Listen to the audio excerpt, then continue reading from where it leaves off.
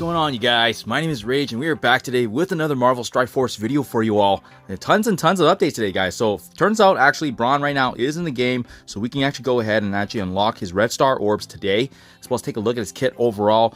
We gotta take advantage of the 15%. Now, what's interesting with this release is that typically we do get like a notification in the mailbox for the character highlight, giving us a preview in terms of what to expect with this kit. But we didn't actually get that in game, but we got official confirmation, and I saw it from a few of my alliance mates already too, that with Brawn's icon being updated here in the top right, his effective orbs are actually in play right now, so we can actually take advantage of the 15%. And we'll also take a look at his kit today, preemptively look at which abilities are worth actually upgrading the T4s, and assess the ISO 8 overall. So always double check, guys. Make sure if you're going through and doing this, make sure you double check by just going through the drop rates here, and essentially it should show Brawn here as the 15%, and we do see this in play. So that means that now we do have the promoted bonus of getting him as a drop. 99 orbs right now saved up just from time to time, so for sure my target is always aiming for at least 2 or 3 red, especially with this team being required and needed for Apocalypse. This is going to be the one that we want to focus on, right? And especially since those teams, you know, with the recent blog post of even having Spider Weaver being needed, you just never know which characters are going to be crucial. But keep in mind with these ones specifically, it's going to be the 3rd legendary horseman. So in this case, they're going to have that own saga event where you do actually need these characters leveled up to a specific threshold in order to unlock Apocalypse. No luck today. Wow. So we'll just keep going through here, getting some duplicates, but the good news is at least it's adding to the delete credits there. Got a 4 purple for Shang-Chi, unfortunately duplicate, but again, we might have to test our luck later on in the higher red stars. So got to upgrade there, beautiful. And it's nice with She-Hulk, at least we do have that synergy there being part of the Gamma team as well. Let's do one more, and then let's take a shot at the higher red stars here. So no luck there. Let's take a look here. So we got the upgrade at least there, but we do have these higher level ones here, and save from the duplicates. These higher ones are the ones that we do we should be trying to save a little bit more of, because we know with all these characters coming out, you just never know what you're going to expect, right? Sometimes it could just be some bad RNG as well, but we haven't seen them at all actually. Let's do one more of this Elite 4. Oh, beautiful. That's exactly kind of what I wanted. So just got super lucky there, guys. Elite 4, better than what I expected, because typically I aim for 3, but that's good enough for the time being, especially since I haven't had this team fully assessed yet with all the characters not being brought out to see the synergy, as well as having RedHulk being in the game, right? But let's take a look at this kit, guys, and as well assess the T-Force and the ISO 8. So Calculated Strike is his basic attack. Attacking the enemies here, you can see the primary target damage does increase with each level, and as well as applying an offense down at the level 4. Level 6, applying regen as well to the most injured Gamma. So a little bit sustained there, which is nice, and that's notable him for Brawn being, you know, the intellectual but supportive character in the role for the Gamma team. Gamma Slamma is a special attack here, attacking primary target and adjacent, as well as clearing positive effects, excluding taunt from each target. In war, this attack cannot be blocked.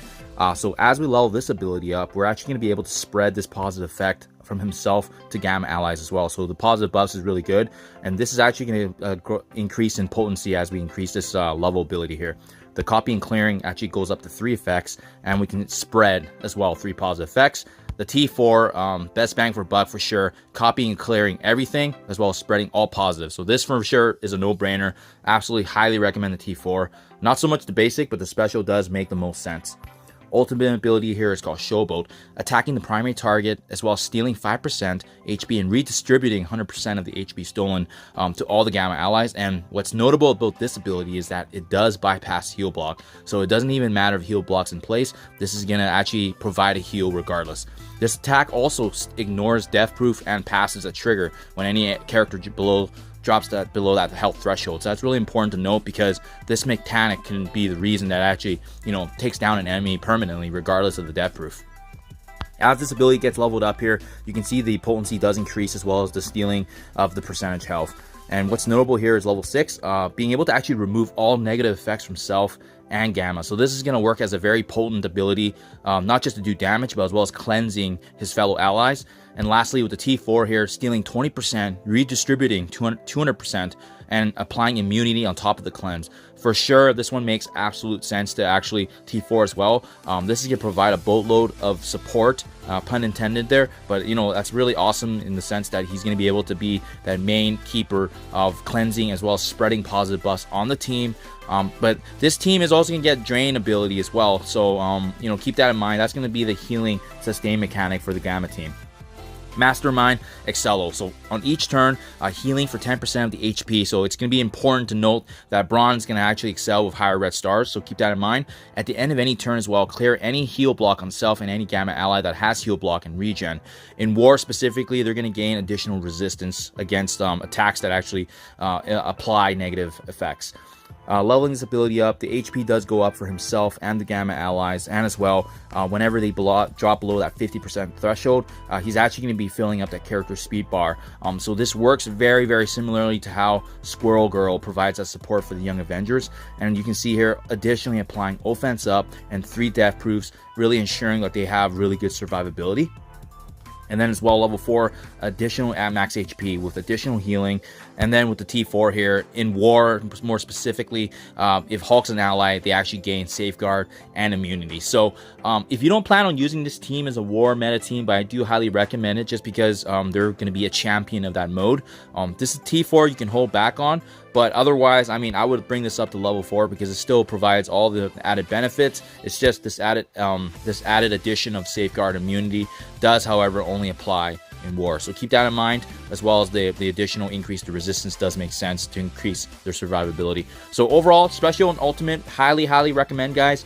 The passive really is dependent on how high you bring his team and if you want them just to be used in other game modes as opposed to war. But if you are going to use them in war, it does make sense to actually max out at least the passive as well on top of the special and the ultimate. So T4 perspective wise, you know, what really makes sense on Brawn? I mean, he has a lot of healing capabilities in regards to the buffs and so forth, but right now, you know, he's not going to be a damage dealer, so keep that in mind. He doesn't have stuns or ability blocks, so Skirmisher doesn't really make sense. He also doesn't really do a lot of damage with the Raider aspect, so it might even make sense to actually put a striker on him, so that way he can apply more regen, he can apply more offense down with the double attacks. Healer can increase the proficiency of the healing as well, right? But again, that's going to be coming from the other aspects of the team. So high level, that's kind of what I see right now. Healer, fortifier, striker makes more sense on Brawn as opposed to the more damage dependent ISO 8s, which include, you know, the Raider as well as, you know, stripping positive buffs, being Skirmisher or landing those abilities, just because he doesn't have crowd control. So let me know what you guys think in the comments below, but always exciting to see another character being added into the game, as well as rounding out the rest of this new Gamma team now that we have Hulk and She-Hulk. The last thing we need now is just to see RedHulk and the synergy of how they're going to fare in the war meta. Thank you as always, you guys. Hope you have a great rest of the weekend. Thank you, and I'll see you guys in the next one.